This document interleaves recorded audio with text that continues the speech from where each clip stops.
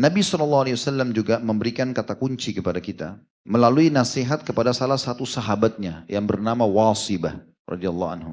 Sahabat ini mengeluhkan kepada Nabi SAW tentang kondisi hatinya yang kadang-kadang tidak tenang. Maka Nabi SAW berkata kepada beliau, "Istaftih nafsak, istaftih qalbak ya Wasibah." Coba kamu tanyakan fatwa itu ke dalam dirimu sendiri, hai Wasibah.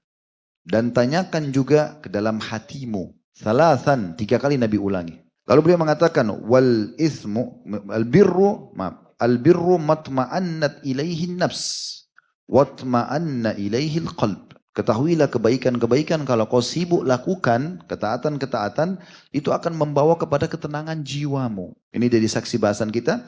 Dan akan menenangkan hatimu. Sehingga keadaan bagaimanapun kita bisa menerima. Gitu. Kemudian beliau mengatakan, wal ism mahaka fi nafs wa taraddada fi sadr wa in aftakan nasu wa aftuka. Artinya, dan dosa itu selalu membuat engkau gelisah. Dan membuat jiwa itu tidak tenang. Serta hati itu selalu tergoncang. Walaupun engkau telah diberikan fatwa oleh para manusia. Tentu teman-teman sekalian di sini perlu digarisbawahi ya. Kalau yang dimaksud dengan hadis Wasibah radhiyallahu anhu ini. Sesuatu yang belum jelas hukum halal haramnya. Kalau kita masih ragu ini benar nggak sih? Ini boleh nggak sih gitu. Maka kembali kepada hati kita.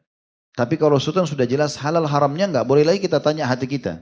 Jelas babi haram, nggak usah bilang hati saya tenang nggak sih? Nggak perlu, udah haram selesai. Tapi kalau antum lagi mau diajak transaksi bisnis, antum nggak tahu hukumnya, belum tanya fatwanya, atau antum tanya memang jawabannya juga belum jelas. Sesuatu masalah-masalah yang kontemporer yang baru gitu. Maka akhirnya antum tanya hati antum, tenang nggak sih? Ini juga masuk dalam makna hasil daripada istikharah. Tidak harus mimpi, tapi ketenangan jiwa. Ibnu Rajab rahimahullah mengatakan, hadis Wasibah ini dan yang semakna dengannya menunjukkan agar kita selalu merujuk pada hati ketika ada keraguan.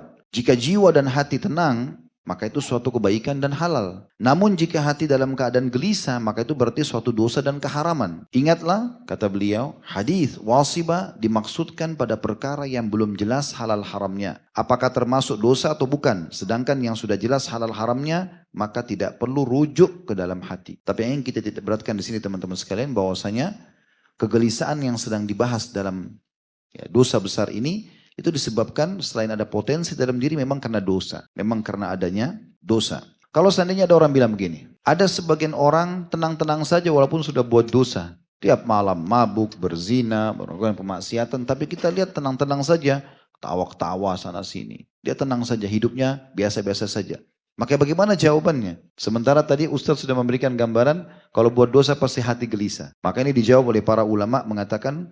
Itu karena hati mereka sudah kotor. Dan dosa sudah bukan lagi menjadi sesuatu yang biasa bagi mereka. Bukan lagi menjadi sesuatu yang luar biasa, tapi menjadi sesuatu yang biasa. Kalau orang sudah pas mau berzina sekali, atau dia baru berzina sekali, Allah masih kasih dia peringatan-peringatan. Dia menyesal, dia takut, dia segala macam gitu. Nah tapi kalau seseorang itu sudah melakukan rutinitas berzina, kumpul kebo terus sekian lama gitu kan. Dan jadi biasa, maka itu masuk dalam firman Allah subhanahu wa ta'ala. Yang Allah sebutkan dalam surah Al-Mutaffifin ayat 14. Kalla barrana ala qulubihim ma kanu yaksibun. Sekali-kali tidak, sebenarnya apa yang mereka usahakan telah menutupi hati mereka. Ibnu Qayyim menanggapi ini mengatakan, jika hati sudah semakin gelap dengan dosa-dosa, maka amat sulit untuk mengenal petunjuk dan kebenaran. Jadi setelah kita bacakan tadi tafsirnya, kita juga sudah menjelaskan penyebab utama daripada munculnya sifat keluh kesah ini dan akhirnya terbumbuhi dan menjadi pola dalam kehidupan seseorang justru kalau dia buka pintu dosa. Kemudian di sini penulis Syekh Muhammad mengangkat setelah ayat Al-Quran adalah hadis Nabi alaihi salatu wassalam, syarru ma fir rajuli syuhun hali'un wa jubnun khali'. Diriwayatkan oleh Abu Daud dengan sanad jayyid. Terjemahannya, sejelek-jelek perkara yang ada pada seseorang adalah kikir yang suka berkeluh kesah. Dan sifat sangat penakut. Di sini kan beliau mengangkat dalam judul buku ini, judul dosa besar ini. Jadi karena Nabi SAW mengatakan, syarru ma fir rajul. Yang paling buruk ada pada diri, jiwa, hati seseorang, justru syuhun hali'. Yang dimaksud adalah seseorang itu kikir dan suka berkeluh kesah. Kemudian juga jubnun hali'. Atau sifat penakut yang berlebihan. bukan pada tempatnya. Maka ini jadi saksi bahasan kita tentang masalah kenapa dia masuk dalam kategori dosa besar. Kenapa dia masuk dalam kategori dosa besar. Melihat kira-kira bagaimana atau siapa saja yang bisa lolos dari sifat keluh kesah ini.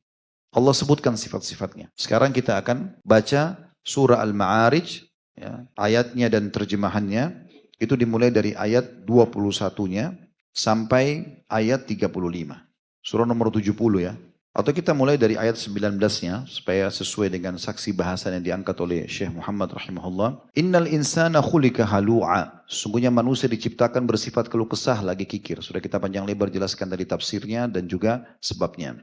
Kemudian ayat 20-nya idza massahu syarru jazu'a. Kalau ditimpa kesulitan dia selalu berkeluh kesah. Dia bukan justru menerima sebagai keputusan Allah. Ayat 21-nya wa idza massahul khairu manu'a. Dan apabila dia mendapatkan kebaikan, dia sangat kikir. Nah kata sebagian ulama ini ada hubungannya ya. Kapan orang itu selalu kalau antum ketemu isi hidupnya keluh kesah. Suami saya begini, istri saya begini, anak saya begini, pekerjaan saya begini. Keluh kesah saja. Tidak ada bahkan lisannya mengatakan Alhamdulillah. Pastikan orang itu kikir. Ini seperti satu paket. Sebagaimana juga orang kalau kikir, pasti keluh kesah hidupnya. Kemudian kita masuk di ayat, bukan 21, tapi ayat 22-nya ya, solusinya di sini. Illal musallin. Golongan pertama yang bisa lolos dari sifat keluh kesah dan pelit ini adalah orang-orang yang mengerjakan sholat. Di ayat 23 yang dijelaskan sholatnya seperti apa? Alladzina hum ala sholatihim daimun. Mereka yang tetap atau rutin selalu mengerjakan sholat itu. Kata sebagian ulama, maksudnya dia menjaga 3 hal. Ketepatan waktu sholatnya, ketepatan gerakan sholatnya, dan ketepatan bacaan sholat. Bergabung 3 hal ini. Azan langsung, gak ada aktivitas lain. Masjid, selesai. Mau raja ketemu dia pun tidak ada urusannya. Sekarang raja yang sebenarnya sedang memanggil Allah subhanahu wa ta'ala. Tepat waktu. Yang kedua tepat gerakan. Gak buru-buru, tenang, tumaknina semuanya. Allahu Akbar, baca dengan tenang, ruku Allahu Akbar dengan tenang, sami Allah liman hamidah dengan tenang i'tidalnya, dan tumaknina dimasukkan oleh para ulama dalam wajib sholat. Dosa orang kalau tidak tumaknina, bahkan bisa batal sholat. Dan yang ketiga, tepat bacaan. Benar bacaannya, baik itu zikir-zikirnya ataupun ayat-ayat Al-Qur'annya. Ini sifat yang pertama yang lolos dari masalah ini. Yang kedua adalah ayat 24-nya. Allah sebutkan, berarti ini semua sibuk dengan amal saleh ya, sehingga keluh kesah ini tidak ada dalam diri kita. Walladzina fi amwalim haqqum ma'lum. Dan orang-orang yang dalam hartanya tersedia bagian tertentu. Dia khususkan gajinya, pendapatannya. Untuk siapa? Ayat 25. Lis-sa'ili wal mahrum. Yang dia khususkan setiap hari, setiap bulan, dia keluarkan untuk orang miskin yang meminta dan orang yang tidak mempunyai apa-apa, maksudnya tidak mau minta. Ini potongan pertama, orang yang dikasih ini sudah umum, kita tahu. Orang minta kita kasih. Kalau tidak kasih udah jelas dia pelit gitu kan. Tapi ada potongan yang kedua ini perlu digaris bawahi. Mahrum, di sini terjemahannya adalah orang yang butuh tapi tidak mau minta. Ini yang perlu antum kejar. Ada orang kelihatan kayak orang mampu, padahal sebenarnya tidak. Karena dia tidak mau mengemis. Karena memang ini satu hal yang aib tersendiri ya. Larangan dalam Islam untuk mengemis itu. Kecuali orang dalam keadaan darurat sekali. Dia tidak bisa, kalau tidak minta, pada hari itu dia bisa mati. Dan ulama membatasi orang kalau mengemis itu, kalau dia tidak punya makanan dan dia bisa makan. Tidak ada nih, dia sudah kelaparan. Dia kalau tidak minta dia bisa mati kelaparan. Dia minta. Kalau dia sudah dapat makanan untuk siang misalnya. Dia lagi minta di siang hari. Udah ada makanan siangnya, nggak boleh dia minta untuk malamnya. Saking tegasnya dalam Islam tidak boleh mengemis itu. Dan di zaman Nabi SAW dulu dalam riwayat-riwayat sahih pernah ada orang datang kepada Nabi SAW. Dia minta sesuatu padahal dia orang mampu. Maka Nabi SAW berikan. Lalu kemudian Nabi SAW bersabda setelah orang itu pergi. Ada sebagian orang yang datang minta kepada aku dan aku berikan. Tapi pada saat dia keluar, dia sedang memegang bara api neraka. Karena dia orang mampu, kenapa dia mengemis gitu. Lalu kemudian kata para sahabat, ya Rasulullah, kalau begitu kenapa anda berikan? Toh jelas-jelas itu tidak baik. Kata Nabi SAW, karena Allah melarangku untuk pelit. Maka aku tetap memberi, karena dia ngotot minta. Nanti dosa besar yang akan datang insya Allah, itu kita bahas ada 2 bab di sini tentang masalah bakhil. Mudah-mudahan keluar dari sini kotak amal jadi penuh semua. Lewat kotak amal, kasih nggak ya? Kasih nggak ya? Temannya syaitan. Yang ketiga, Walladzina yusaddiquna biyaumiddin, ayat 26-nya. Yang selamat dari dosa besar ini adalah orang-orang yang mempercayai hari pembalasan. Tahu dia akan kembali ke hari kiamat nanti. Ada hari kebangkitan, dia akan masuk ke dalam surga. Targetnya itu. Jadi bagaimana dia beramal untuk masuk surga dan bagaimana dia selamat dari tempat yang lain yaitu neraka. Ini imannya tentang hari kiamat. Dan ayat 27 masih berhubungan dengan ayat 26-nya. Walladzina hum min adzabi rabbihim musyfikun. Dan orang-orang yang takut terhadap azab Tuhannya. Sama ya, maksudnya takut disiksa oleh Allah sehingga dia tidak mau berbuat dosa. Ayat 28-nya inna adzab rabbihim ghairu ma'mun, karena sungguhnya azab Tuhan mereka tidak dapat membuat orang merasa aman. Artinya bisa datang setiap saat. Orang yang terus berbuat dosa sehingga gelisah hatinya, ini nggak bisa tenang. Dan dari mana dia bisa dapat jaminan Allah tidak hukum dia? Bisa setiap saat. Ini lagi duduk begini Allah bisa permasalahkan satu urat saraf di belakang antum, punggung atau encok, nggak bisa berdiri. Tidur, bantal disalahin, salah bantal.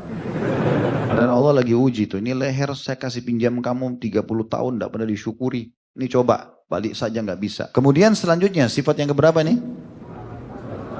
4 atau 5? Baiklah, anak ikut antum.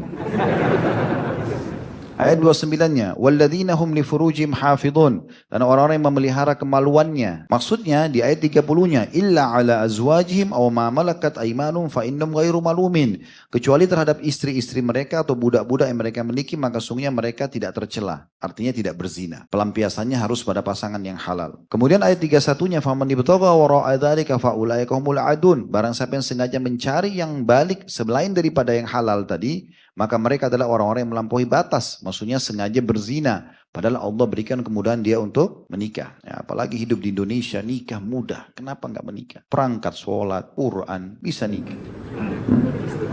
Tapi tidak mau nikah-nikah. Allahu a'lam. Kenapa?